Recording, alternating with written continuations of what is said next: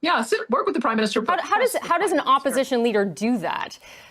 Well, he's doing it with his Canadian Sovereignty Act, which puts in law the 9 bad laws that we want to see repealed. And I think that's the kind of initiative I'd like to see. Gang, what's up? Good news. Pierre Poilievre won the big by-election. That's exciting. I don't think CBC is too pleased, though. They have Premier Danielle Smith from Alberta. Is Alberta going to separate? We're going to find out some information there. Danielle Smith doesn't back down from these CBC hacks.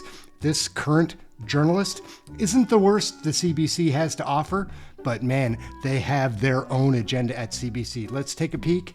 Danielle Smith, I always find fun to watch. Let's take a look. Hey, that's something everyone can enjoy. Alberta Premier Danielle Smith recently traveled to Mexico City to meet with officials and industry representatives to work to improve the relationship with Mexico. The Premier of Alberta joins me now. Welcome, Premier. My pleasure. So, after the trip to Mexico, you said that this is the beginning of a new potential reset on a relationship with Mexico.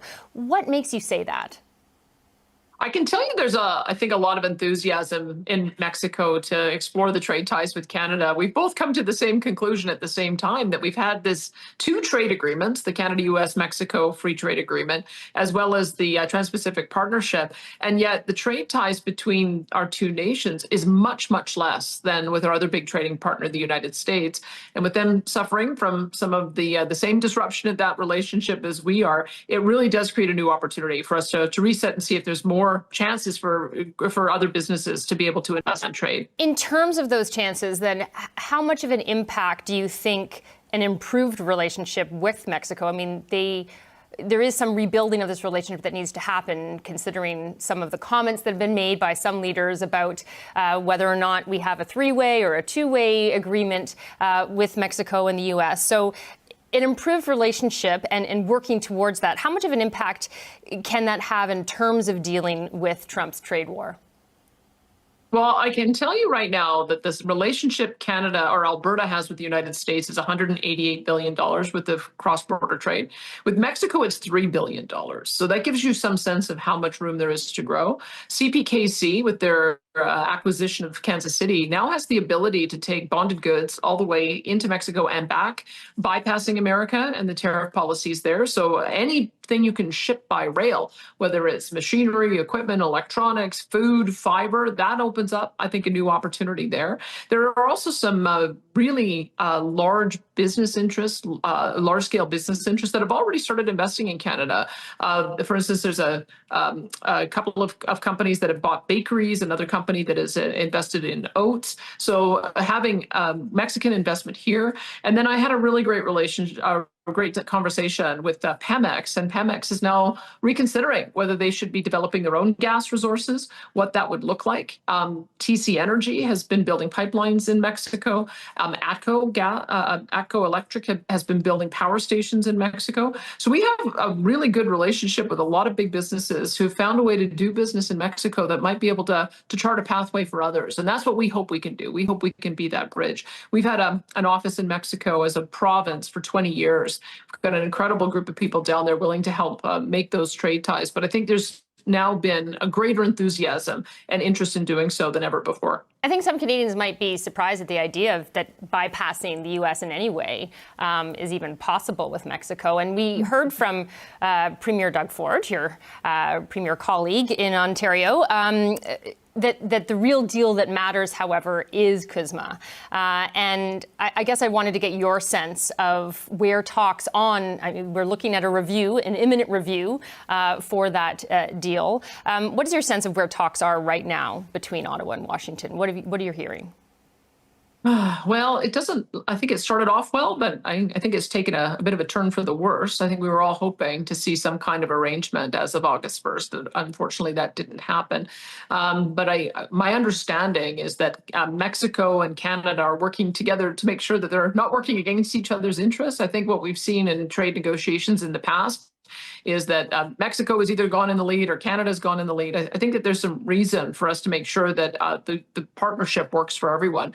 But there is a lot of opportunity for Canada to be able to do trade directly with Mexico. It may not look that way from the East Coast, but from the West Coast, especially with LNG export, Mexico gets 60% of their LNG from the United States, and they feel a little bit at risk of being so reliant on a single trading partner, which is why they're looking at ways to develop their own. But now that we're doing export from LNG Canada, it can also go on water and be imported into a couple of the ports that are on the west side of Mexico as well. So I think that we just have to open our minds about how to get products to Mexico and realize that our West Coast shipment, as well as the CN and CP lines, offer new opportunities that we may not have been experiencing before. So I think that there's some way for us to be able to have all those conversations at once. Clearly, Canada trades the most with the U.S., Mexico trades the most with the U.S., but now it's time for us to start talking about ways that we can trade more between Canada and Mexico, and that's part of the reason I was down there.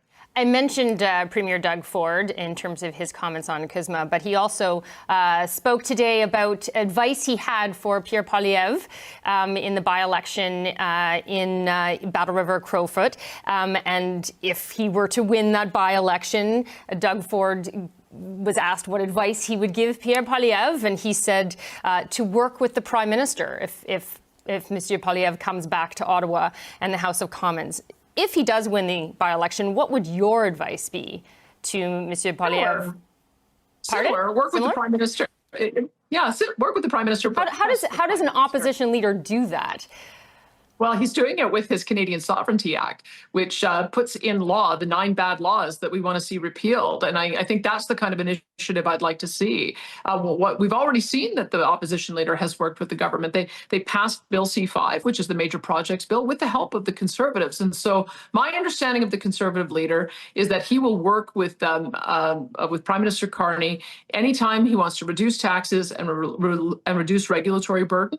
And so let's put that to the test. Let's see if we can get rid of some of those bad laws in the fall so that we truly can be that economic superpower that the Prime Minister talks about. So I'm looking forward to hopefully seeing Pierre Poilievre win today and then be able to be that strong voice in the legislature. Now, in terms of a strong voice, obviously from an Alberta perspective, I'm sure especially the people in that riding are wondering how he will represent them in particular in the House of Commons. How should he ensure that he is their voice as well as the voice of the Conservative Party and as well as being the leader of the opposition if he does come back to the House of Commons? It is challenging because it's a very diverse riding and a very big riding, but I've been watching him campaign over the last few months. He's been at virtually every rodeo and parade and meeting with mayors and meeting with community leaders and businesses in his riding. And I think he's got a very solid understanding of some of the concerns and aspirations that Alberta has. So I think that the residents of that riding are looking forward to hearing a strong Alberta perspective once he takes a seat in the Parliament. We'll have to leave it there. Thank you very much, Premier Smith, for your time today. Yeah, my pleasure. Oh, yeah. Hi, everyone. Congratulations, you're spending more money on taxes than on food, clothing, and shelter combined. How many kids did you molest with Jeffrey Epstein? More than just elbows. These are Muslim values. These are Canadian values. Anyhow, what are you going to do? Trying to keep you informed, Aaron Canadian Looney, trying to hit 30,000 subs. Help me get there. Thank you for watching this video. We'll catch you in the next one. Later, gang.